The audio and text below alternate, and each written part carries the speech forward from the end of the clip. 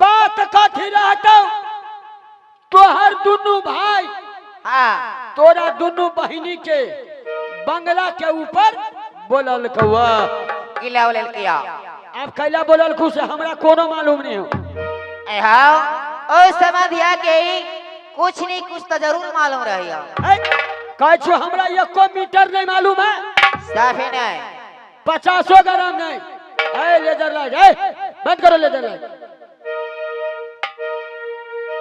चल भैया जे कुछ का तो मालिक का तो चल हो किए ता जरूरी ना हो किए ता जरूरी नहीं हो मातारी भैया जी के लागल भैया जी के लागल हो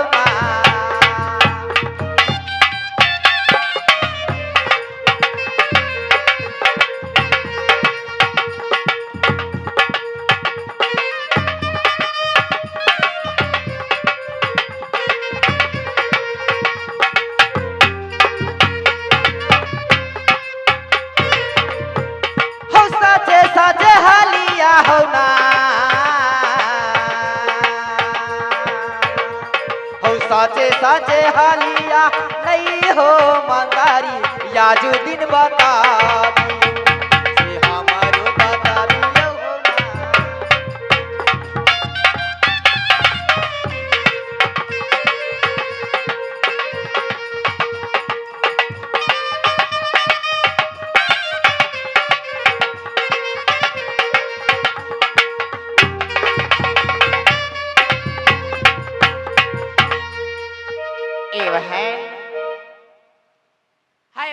ओ ऐसे में दोनों बहन ओ भैया जी की बंगला पर पहुंच गया। ओ दोनों भैया जी अपना बंगला के ऊपर ओ विराजमान छे। चले ऐसे में दोनों बहन भैया जी की प्रणाम बजा रहल छी। चले बहन प्रणाम भैया जी।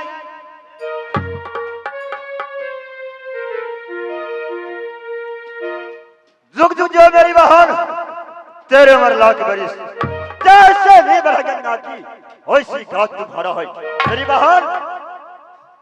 यह बताओ यह मालिन फूल लेके आई या नहीं?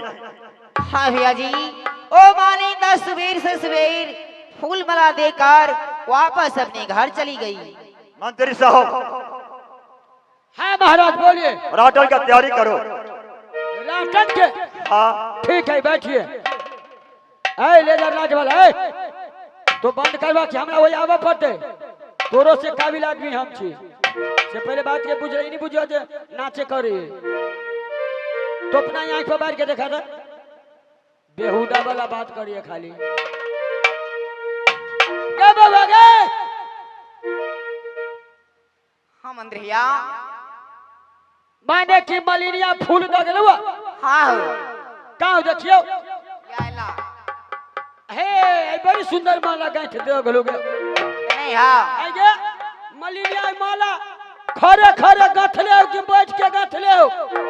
ओ बैस का आराम से बढ़िया जगह माला गुथनी। ओ आराम से गथले हो? हाँ कोई धरफारी में नहीं। ठीक है चल साइड हो। मालिक यो मालिक कहलिए कि दोनों बहिनी के एक बेर करिए कि बेरा बारी करिए?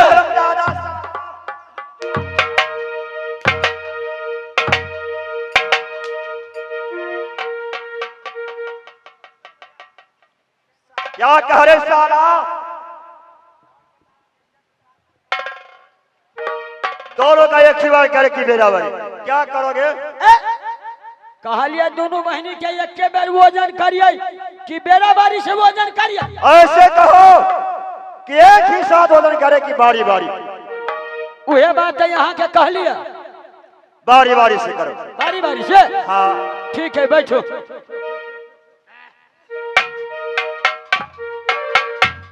या आगे बहुआ बहुआ गए।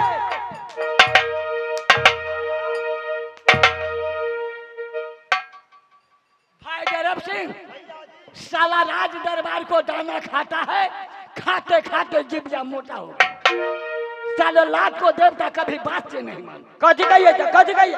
बउआ बोलो बउआ। बउआ ऐसे बोलो। बउआ ठीक है। बउआ। ठीक है, बैठो बैठो मालिक बैठो। अरे बही जो ये तो न के बात जे बोले छिए, दोनों भाई सोझे रावण खानदान जी का कुत्ता लेखा छै।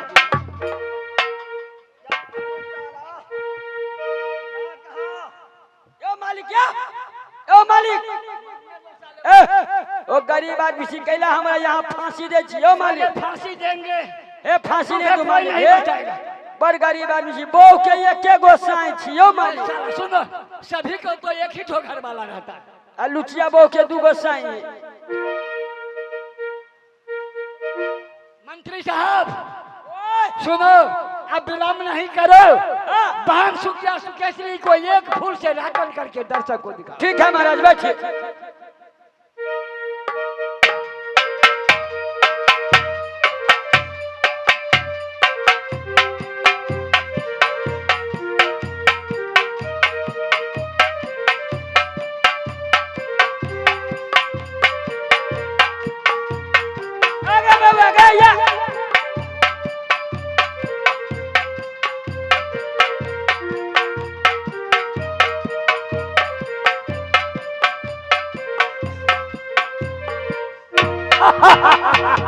चलो सुकेश्री को वजन कर।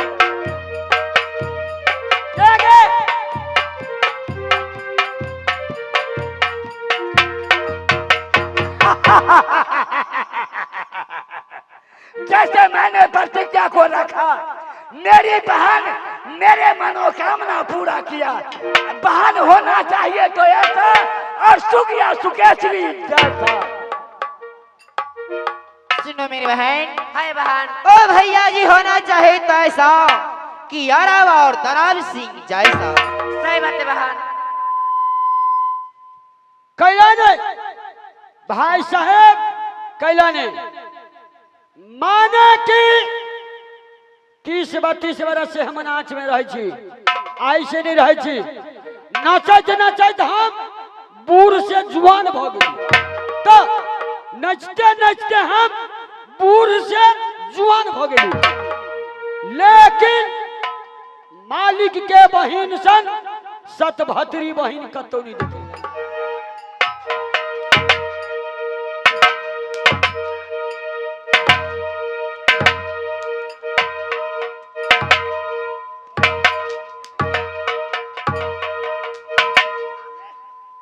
साले हर समय तू बेइज्जत करता है। सतभत बदन का चमड़ा उधेड़ देंगे, तुमको बचाने के लिए कोई नहीं रहेगा। कद गई तो कद गई। ऐसे बोलो कि मालिक सन बहन सन सतवर्ती दुनिया में कोई। सतवर्ती बोलो। ओ माने कि सतवर्ती। हाँ। हाँ सतवर सत। मेरी बहन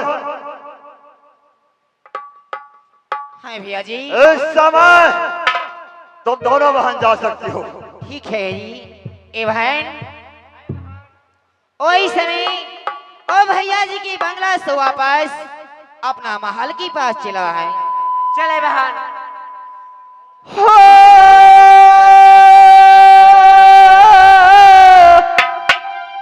हिधल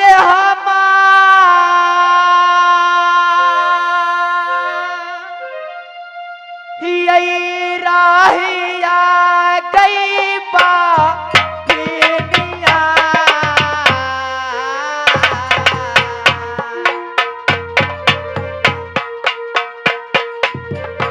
अपना यही माँ हलके नहे की बहना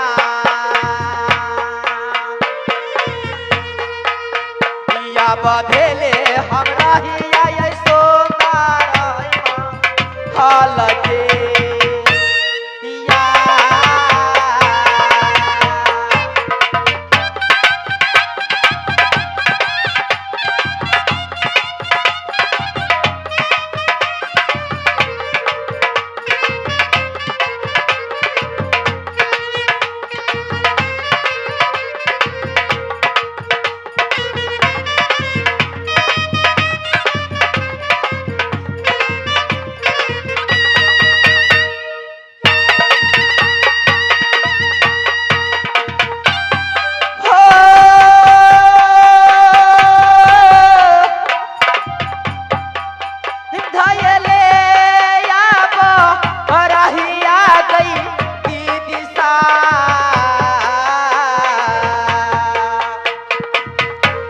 सुंदरा यही महल के नहे बहना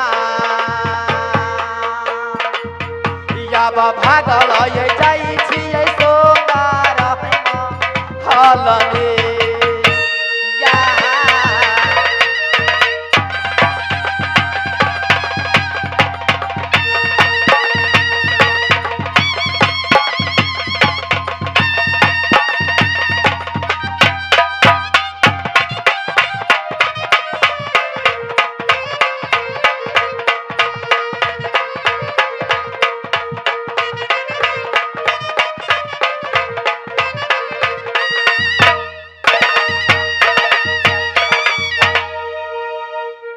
किछु खाली तो ही बोझी छी गे ई छौरी पौक बताओ कि नहीं हो आय?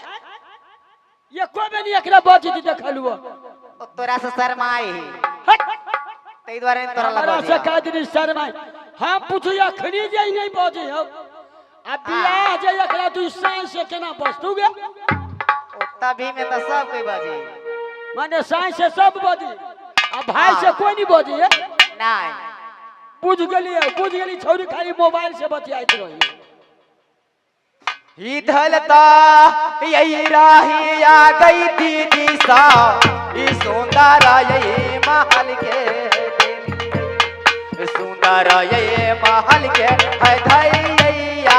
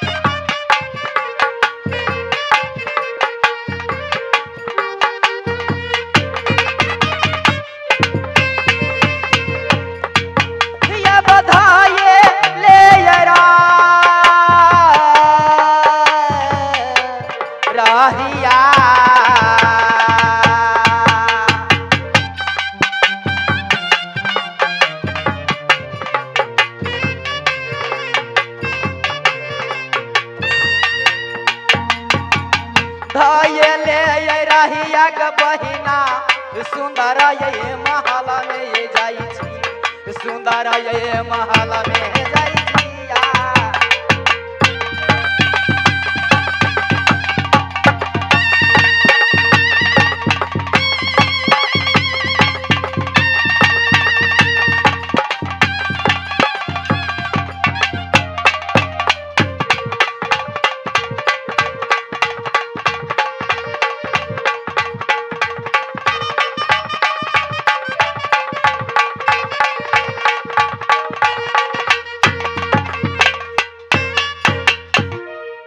भैया जी इस समय कहा जा रहा है? भाई धर्म सिंह इस समय मैंने बहन सुखिया सुकेश्वरी को एक फूल से रातन करके दर्शक को बीच में दिखाया। इस समय खुशी का बात है, दोनों भाई इस समय बंगला से महल में चलो, इसलिए कि तुम्हारी भाभी खाना बना करके दोनों भाई को बात को जोड़ती हो। क्या कहा भैया जी? इसीलिए भाभी महल के पास क्यों नहीं? वो बटिया जो हला जमीन ओहो की महलो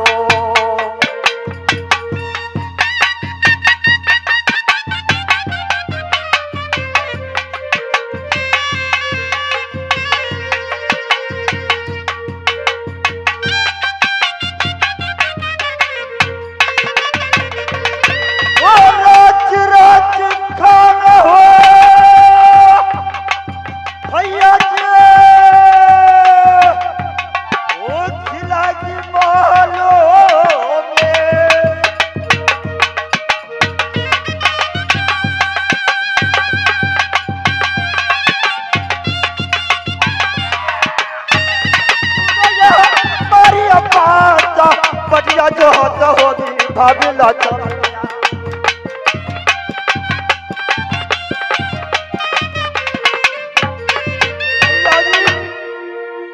तेरी क्या चीज कहा? ठीक है भाई भैरव सिंह, इस समय जैसे तूने कहते हो मैं तुम्हारी बात को मानता हूँ। इस समय दोनों भाई महल को चलो। हो चल के बांसुरिया हो सहोदरा, क्यों नहीं भैरव? बंगला तो ऊपर में हो बजाया बनी, बंगला तो ऊपर में हो।